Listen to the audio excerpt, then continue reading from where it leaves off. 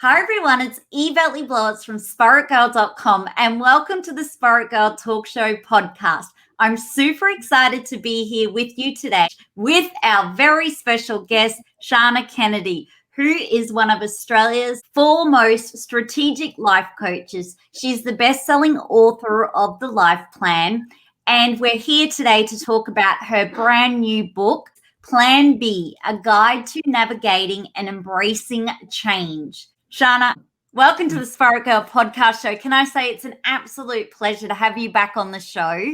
It was about a year ago that we were here at the start of the global pandemic talking about the life plan. So congratulations on the launch of your brand new book, Plan B. I've seen it out at the bookstores. It's out now. It's on Audible. How does it feel to see Plan B finished and out there for everyone to pick up or listen to? Well, firstly, thanks for having me back. It's just beautiful to be back on the show. And secondly, it's a very surreal experience when you see something that you wrote a year ago in lockdown out on the shelf. It came out in Big W and Dimmicks and Target, and you think, oh, I remember writing that in such a different time, like it was when the pandemic first hit. It is a very surreal experience now to see people putting it all over their Instagram accounts and buying it. It's wonderful. It's such a beautiful book. I love the quotes. I love the roadmap in there and also the activities and the guidance. But before we dive into your book, are you happy to tell our listeners a little bit about yourself? I did start life coaching 20 years ago, so I think I was one of Australia's first qualified coaches. And my passion was to coach elite athletes into retirement. And as we're watching the Olympics at the moment, you know, I'm watching all of these athletes, and you have to think about what happens to them. What does life after sport look like? And if they haven't done the work, it's usually a big hole that they fall into. So 20 years ago, I really thought about coaching elite athletes into retirement and having their plan, their life plan that ran alongside their career plan. And then it turned very corporate because we all need a life plan. You know, you are not your job. That's just what you do. So I always ask people, who are you without your job? And it's a beautiful question to think about, oh, I need to build myself as a business. So I do need a life plan, not just a career plan, about evolving and flourishing as a human being with calm confidence. I've been doing that for 20 years, coaching CEOs and business owners and mums, kids in their 20s and elite athletes, and just really building a business that really worked for my own health and well-being, because 20 years ago, I had chronic fatigue, which I still have to dance with every day and manage on a daily basis now because I married my first job. I absolutely cooked myself completely. I married it. I loved it. I had no off button. I was a perfectionist, and it did cost me my health. And for those people out there who are experiencing burnout at the moment, you've got to really try and pull yourself back, because once you get into full burnout, you create problems that can last for the rest of your life. So many people are going through burnout just with the chronic stress, prolonged global pandemic. What are some of your self-care rituals that you love to do? I think there's a lot of burnout at the moment, because even people in lockdown, they've got no off switch. They're sort of working all day and then taking the laptop to the couch and then to bed. And especially introverts, I think they're working harder than ever before and burning out quicker than the extroverts. The extroverts, even in lockdown, will go for walks or get up and move because they just can't, they get antsy in their own home. So there's a very big warning signs that we need to be careful of, and we need to look after ourselves. And if we think of ourselves like an athlete, every day is a marathon, and we need to stop at the drink station. So I remind myself every time I'm washing my hands to take those 3 deep breaths, just to reground myself, just to calm my nervous system down, just to look in the mirror and say, you've got this, or slow down a bit, or just turn off for a minute. So I think the breathing and setting up these rhythms and rituals throughout your day are very, very important for you to be able to care for yourself long term and to finish the race and not burn out, and not to get to that couch every night absolutely shattered and exhausted. We need to do the breathing. We need to work for our own set of values. we need to go and move our bodies and go for that walk around the block. If we're stuck on that screen basically from 7:30 in the morning all the way to really when we go to bed, if you're still scrolling on your phone, that is an enormous amount for your brain to take in. And so we get this adrenal fatigue going, and that really then starts to affect our sleep and our hormones and our happy hormones. So we haven't had the fresh air, we haven't had connection with people. So we need to be very, very careful and just put in a couple of those kind of practices to really look after ourselves for the long term. And you went through a period of 5 months of lockdown in Melbourne. What would be some words of wisdom for that listener who's tuning in right now thinking, when is this ever going to end? I'm over this. Well, I think we need to allow ourselves to grieve, firstly, that, the world as we knew it has changed, and the new normal is a new normal. I don't think it's ever going to go back to how it was for a very, very long time. So there is a grief process that I talk about in the book about we are grieving that we can't just jump on a plane. Or in Melbourne, 5 months in lockdown was horrific with our kids and husbands at home and the whole family jammed in, or you were completely isolated by yourself for a very long time. So it really did wreak havoc with people's mental health and well-being. And one of the things I used every day was control the controllables. Just do what you can with what you have. And every day, set yourself a nice little fresh goal, whether it be walk around the block 3 times, morning, lunch, afternoon, do the breathing work, do 2 meditations, do some journaling, but set some fresh goals. It might be to do push-ups and more push-ups or inverting. And, I learned to do headstands in the lockdown. So we did them every single day in the lockdown. And you can learn new skills, right? So learn something, make lockdown work for you. We cleaned out every drawer in the house, every cupboard in the house. Every weekend we'd set these fresh goals about let's leave lockdown better people, fitter people, and lighter. So we decluttered, going through your phone, deleting all those photos that we don't need anymore, that we've got 10 of the same thing. So it was really productive, whereas some people just sat in the stench of it. So you can really go either way. And for me as a coach, obviously, I'm like, oh no, I'm going to make this lockdown work for me. I need to finish the lockdown having achieved something. So I wrote the book, pivoted my business, moved everything online, cleaned out the house, got all the finances up to date, did all the photo books. And you sort of come out of lockdown and you just think, oh, thank God I didn't waste all of that extra time that I was given. It can go 2 ways. And a lot of people need a buddy so that they can challenge each other. This week, let's clean the washing machine. I've never cleaned my washing machine in my life, but I did the whole vinegar treatment, and it was really interesting how far it could push you because you sort of would run out of things to do. I love that. I love how you're doing the headstands. I love how you did the whole decluttering. You kept setting goals. Yeah, even cleaning the washing machine with vinegar, but you kept very goal focused. So that just kept you so task orientated. Whereas I feel that if people just sit there and they only scroll at their phone, or they only listen to the news, or they're not learning something new, which you touch on is so important, that's when you can go down that rabbit hole, isn't it, of that depression. You got to keep yourself busy, don't you? I think the overwhelm comes in, whenever people feel overwhelmed or they feel anxious or they start getting depressive thoughts, you have to move your body, because when you sit in it, you just let it fester. But when we keep moving and walking and putting some music on, putting some favorite music on, whether we're listening to a nice podcast or whether we want to have a walk in silence, every time we move our body, we change our state.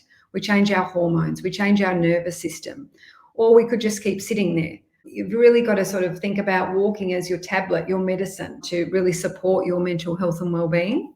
And now tell us about Plan B. How did you write this in amongst the lockdown? And what does Plan B really mean? Great question. So Plan B came to me one night when I was lying in bed, and I'd basically lost most of my business overnight because all of the conferences that I was speaking at had been cancelled.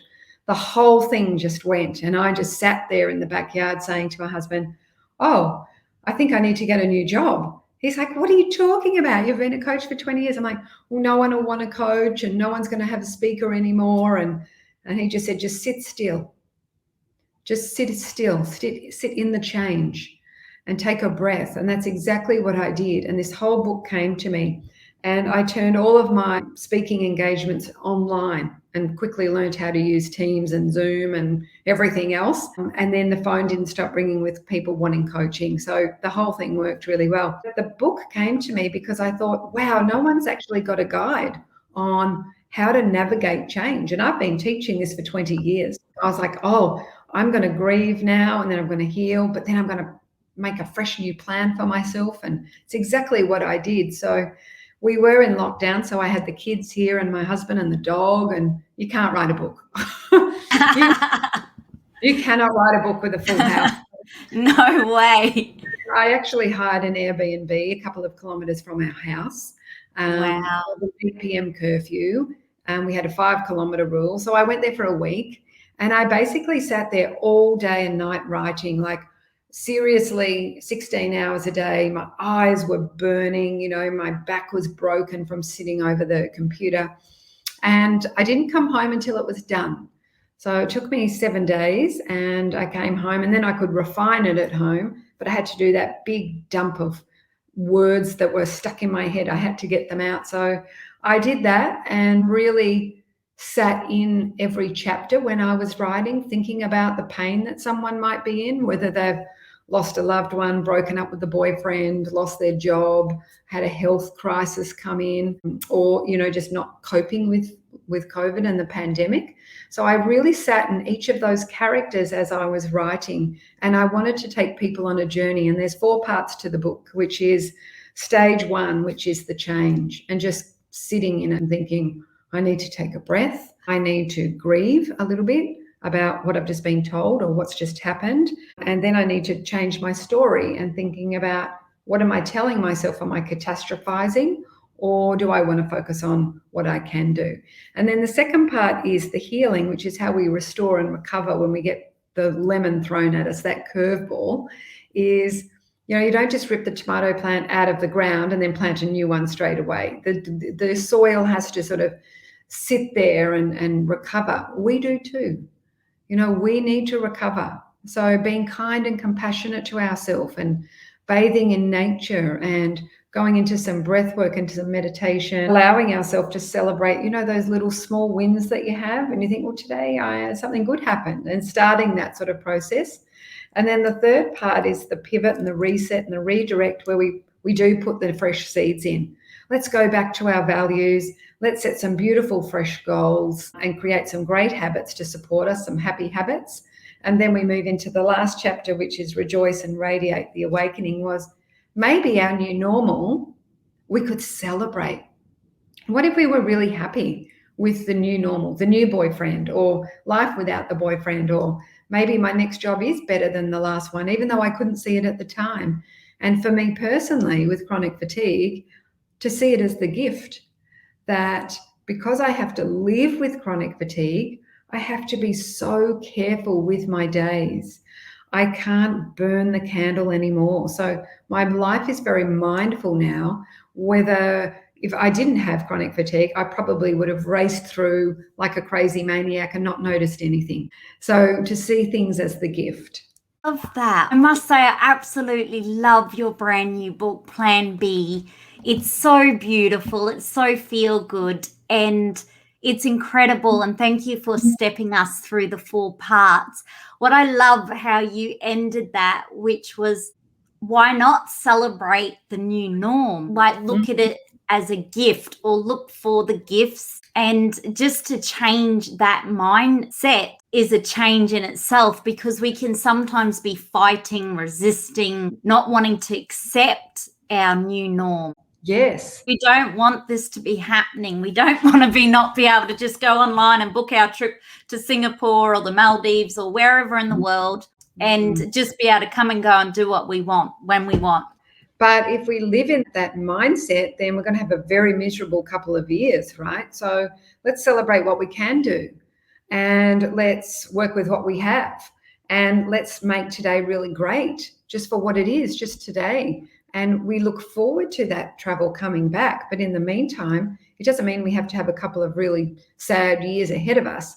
We can actually be really productive. We can save lots of money so that we can travel the world. We can renovate our homes with the money we would have spent traveling. We can work on our finances a lot more. And there's all these opportunities for us to make new friends and network, and the community is all here. They're all home. So we can actually start reaching out to people. We've got a street WhatsApp. I didn't even know the people that lived in my street. For 20 and all of a sudden, I know everybody now. So there's some beautiful gifts that have come from this, because everybody is around and they are at home, and we can sort of reach out and help people. So right now, is it best that we just focus on what we can do, or look at things that we can do easily from home, set new goals, and I guess see this as an opportunity to do something different? I think what we wanted to go into that mindset of control the controllable. Where your focus goes, your energy flows. I love that saying. So what I'm focused on is where my energy goes. So if I'm going to focus on my health, mental, physical, and emotional, I've got a job every day to go and tweak something, the way I think, how I move my body, or how I'm sleeping, or how I'm eating. And then I can go and learn about that too. Or if there's something that you wanted to learn, but you've never had time because of all of your work commuting, you've been given this time, go and learn it now, come out of it in a better space. So we've got the gift of more time. It's just we're actually grieving some of those things that we used to have that filled our tank with joy. So we have to find new things. We just need to think about what else we could do to give ourselves that joy now that we can't travel around. Melbourne has just been in another lockdown, and it's just becoming a way of life now. It feels like a bit of a new normal, yes, but I think the effect is that people are more and more exhausted. It is so exhausting for your brain to, oh, I'm getting used to going to the gym again. Oh, it's closed. And then when it reopens, it's like, oh, I've got to motivate myself to go back to the gym. Like all of these really small things that you don't think about play havoc with your brain, with your anxiety levels. So people have an incredible deep fatigue. So anyone I talk to in Melbourne says they are exhausted because we cannot find a flow. We think, oh yeah, we're out again. We're going to a restaurant the next week. It's all shut down. Our 50th birthday celebrations just keep getting kicked down the road. The weddings get kicked down the road. Funerals, we've missed them all. It's really sad. And it's very hard for people. And I think the whole result is incredible exhaustion. Do you feel that there's been people willing to pull back a bit and say no to things, set boundaries, do less? Yeah, I think so. And I think things that might have taken us, say, half an hour before the pandemic are taking us 50 minutes. We're just slower. We're so tired that, and then people beat up on themselves because they're like, oh, why can't I function like I used to? And why aren't I as productive as I used to be? And I need to actually allow myself to have an afternoon sleep on the weekends because I'm that tired. And I think it's just taking all the pressure off ourselves and just thinking we don't need to be perfect. We don't need to be doing what we were doing, because if that's affecting our mental health too much and just burning us out too much, there's really not much point. So it is okay to pull back. And I think a lot of people, there seems to be two extremes. People have either really pulled back or people have really ramped up. So some businesses have gone through the roof and some have just folding. There doesn't seem to be very much in between. It's quite a big gap sort of starting to happen. So even the ones that businesses ramped up, they're exhausted as well. They're not used to that much work or that much growth, and they can't even keep up with it. So it's a really interesting time, I have to say. So how does it feel now to have your book out, Plan B?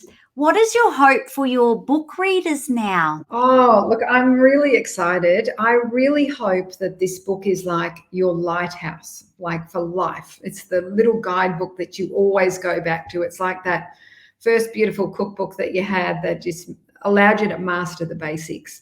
So I'm hoping that this book, for anybody going through any change or thoughts of change, or the world is changing around them, that they've always got comfort, that they could open any page in this book and there would be a solution for them. There would be something to do, a quote for them, a question for them, or an answer for them. So I really thought very long and hard about how it was going to be structured, so that it was a giant hug for people who really thought, okay, plan A isn't quite happening exactly how I wanted it, but plan B, it doesn't have to be the second tier. It can be even better than plan A if we allow it. So just allowing ourselves to, plan B is just different. It doesn't have to be better or worse. I love all the beautiful quotes, the color, the words, the little activities, the space in it. It's so beautiful. It really is. I feel like it's one of your best. I know you're the best-selling author of The Life Plan, but this is just built on that. Some of your best work. It's incredible that you're able to create it as this incredible guide to help people now during this time. Because obviously, even for you, you only have a certain amount of hours when it comes to coaching people. And this book now allows anyone to be at home in lockdown or anywhere in the world or anywhere in Australia to really just work on things for their own self where they can embrace change. Because this has been really one of the hardest things, is embracing the change, but then how to navigate your way through change. Because we haven't had to really do that before. We've kind of always lived in times where we go, I'm going to do this, done.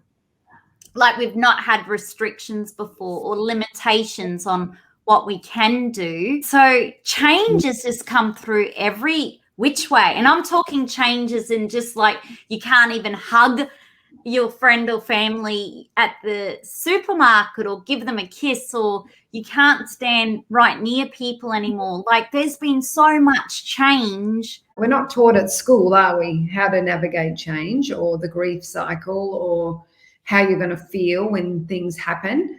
Because we've never been taught, I think a lot of people are just quite stunned, or they're actually thinking there's something wrong with them for feeling some different emotions when there actually isn't. It's just you haven't been aware of it before.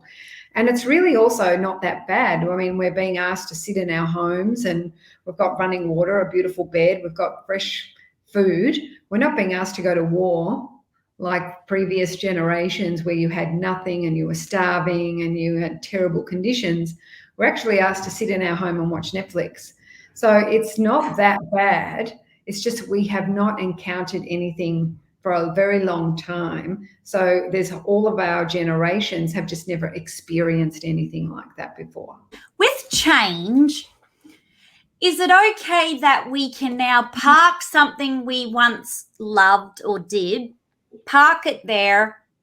It could be parked there for maybe 4 or 5 years, who knows, and then work on something brand new, give us purpose, to keep us moving in this new norm direction, and then just find something new that we're interested in.